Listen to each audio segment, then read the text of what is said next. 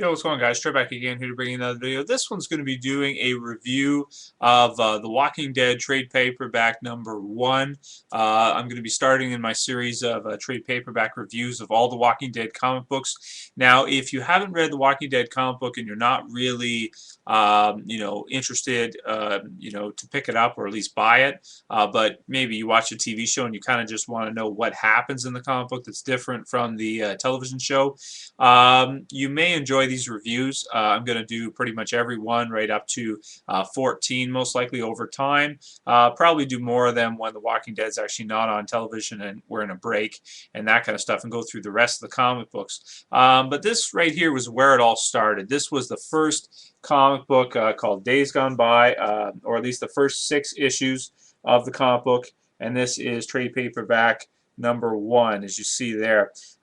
When they started out the comic book, as you can see some of the art here with some of the zombies, this was illustrated by Tony Moore. After this trade paperback, the artist changed to Charlie Adlard. If you can see here, he's got a very comic booky style. If you look at the way the zombies are drawn, and if you look up here at the way Rick, and he's got this, Tony Moore draws a lot of his chins like that. Like everybody's got like a strong chin in his, it looks like Batman. There's Rick right there. And of course, Carl and Lori right there. So as you can see, the people from the actors from the TV show do look quite a bit like the actual characters from the book, which is something pretty nice. And like I said, it's issues 1 to 6 of the comic book series just put into this form. So for anybody who is intending to read this will contain spoilers, as well as all of my other reviews I'm going to be doing in the trade paperbacks will also contain spoilers. So be on alert for that. If you intend on buying it, you might not want to watch these reviews. If you intend on buying it, basically this is fantastic story, but as a result of the TV show coming out, if you've seen the TV show, this is very similar. Just real quick before I get into a lot of details, I'll say the differences between this and the television show. So first off, the television show adds a lot to the initial story. We get to see Morgan, who, is, some of you guys forget his name, is the black guy with the black kid who hits Rick with a shovel at his house in the first episode of the television show. And his wife is not in this at all, in the story whatsoever. That was an addition for the television show. Just like there's a scene before Rick gets shot where Shane and him are talking in the car, eating like fast food, this kind of stuff. And that's also been added in the television show. So the television show did add a lot of details to the story that the comic book didn't have. Here in this issue, pretty much, this would collect from the first episode of the television show up to about episode 3/4, halfway through episode 4, I guess you could say. Or actually up to the end of episode 4, almost up to the end of episode 4. It varies greatly, though, in that, of course, the big thing, spoilers, Shane does die in the comic book. And for those of you who don't intend on reading it and want to see this, I will show you the scene where he does. Basically, in the television series, when Shane turns his gun on Rick and Dale catches him, that was the same time in the comic book where he actually kind of lost it on him and pointed the gun at him. And I'll just show you here. Here's him. He's losing it. You can see Shane there. Rick's like, whoa, don't shoot, basically. And he's right here, as you can see. He's starting to, he's starting to lose it. He's getting all mad up there, as you can see. And he points the gun at him. Shane, basically, Rick is begging for him not to do it, not to shoot him. And then, he's basically saying how perfect everything was with Lori and all that until Rick came back.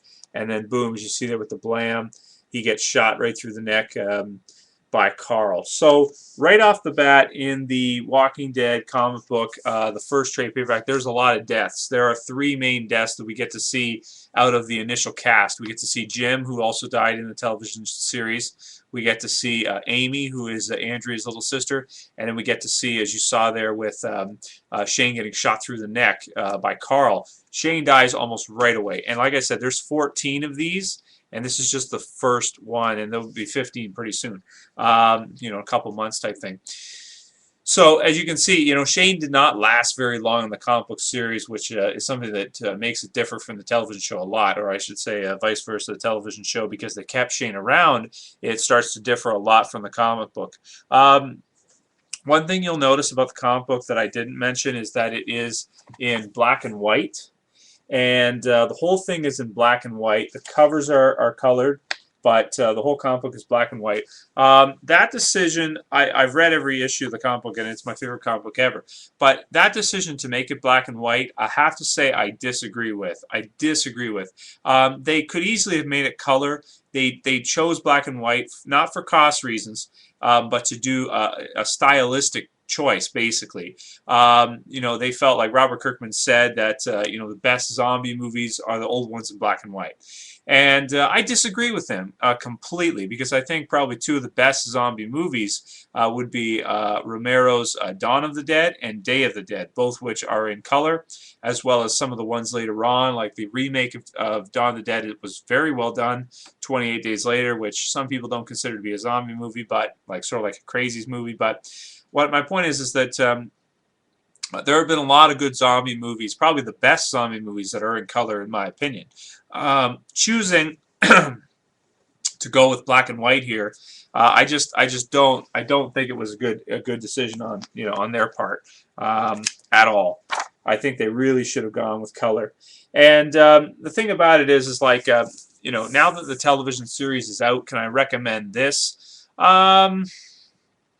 I would say that if you've already seen the television series, the first season of the television series, you can probably skip this. You probably don't want to watch or don't want to buy this, because it is $10 American. I think it's more now.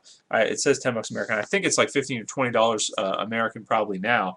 And it is great to have. I mean, if you want to collect the whole series, then definitely you'd want to get this, because you kind of have to have it. And another cool thing is when you line up the books, the zombie heads continue all the way across, all of them, and they all match up to the next one for all of the trade paperbacks. So the first 6 issues of the comic book definitely. Now let's forget about the TV show and let's just focus on the story and on how great this was. I think the reason why Robert Kirkman chose to kill Shane right off the bat was because he wanted to grab everyone's attention. In this comic book, there's just so much that happens within 6 issues. Like, this is probably the most that happens during 6 issues of The Walking Dead, any trade paperback, because you see the death of 3 characters. You get to see Shane die, who's a main character, and is the most closely related to Rick's family, to the Grimes family, of anyone in the group. Everyone else in the group doesn't really know who Rick was before the apocalypse.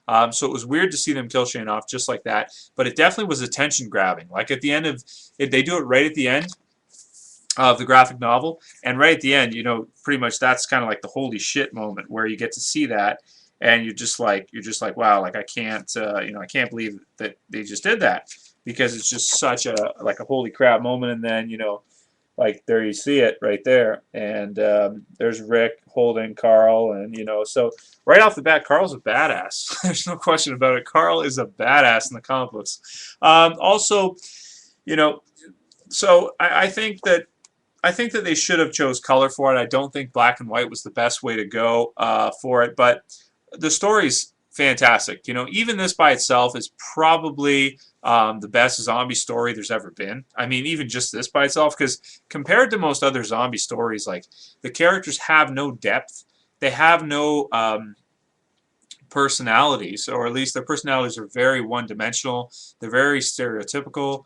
They're very they're just not deep at all, and getting to see this, like, the characters feel like they're real, the Grimes family, everybody in the group, they feel like they're very deep, real, well thought up and developed characters, versus a lot of zombie movies. They're, a lot of their characters are very, very one-dimensional. And in addition to that, having those 3 deaths right off the bat in the main group kind of makes you feel like, oh, I just can't wait to read the next one, and it just goes like that all the way through the series. So if you like the television series, and you don't mind reading comic books, I can't recommend The Walking Dead trade paperbacks enough. I think they're the best way to read it. I think they're a better way to pick it up and collect it than collect the series than in comic book form, because comic books like this collects 6 issues, and as you can see there, it's not that thick. And it's comfortable to read versus where the comic books are so thin, you know, and they're so short. You'll every couple minutes you'll be, you know, finishing one, or, you know, 5 minutes, 10 minutes, and then you'll be grabbing the next one, grabbing it 6 times versus just having them all in this. So I prefer to have it in this form. As far as this story goes by itself, and this comic book, I have to give it. I give it a. I guess I'm still going to give it a 9.5 out of 10. I think the only real thing that I personally, and this is just stylistic, I would have gone with color. I really would have. I think that you know, having black and white just, it takes a little bit away from the experience, and having it in color would have just been, you know, that much better. Even though I understand why they did it. I think that's pretty much all you need to know. Everything else is pretty much the same as the TV series. You know, we get to see Rick. He wakes up in the coma. He goes back. He runs into Morgan and his son. He wants to find his family, so, you know, he hears that most people were going to Atlanta. He goes to Atlanta, runs into Glenn, you know, goes through with Glenn back to the camp. And here's where it changes a little bit. In the TV show, they go to a building and they get stuck inside there. In the comic book, they go straight to the camp, basically. And then they come back later to get his guns, I believe, because I believe he dropped his guns at one point. I think. Is that right? No. They go to a gun shop. So they come back in, and that's when they get stuck, and they use the guts to get through, but then it starts raining. And then right after that, we get to see the walkers attack the camp, where Amy dies, and what's the other character's name? Dale? No, not Dale. I said it earlier, I forget. The mechanic, Jim. Jim gets bitten, and then of course at the end we get to see Shane get shot in the neck by Carl. So you know, a fantastic graphic novel. Kind of not that useful anymore because of the TV show, but definitely if you want to collect the whole set, you need to have it. And you know, it's the best zombie story ever told, no question about it. So, and probably the best comic series ever, in my opinion. That's it for this review, guys. Next time we'll be looking at number 2 in the series, and then I'll continue on from there, probably all the way through, most likely. Later, guys. Peace.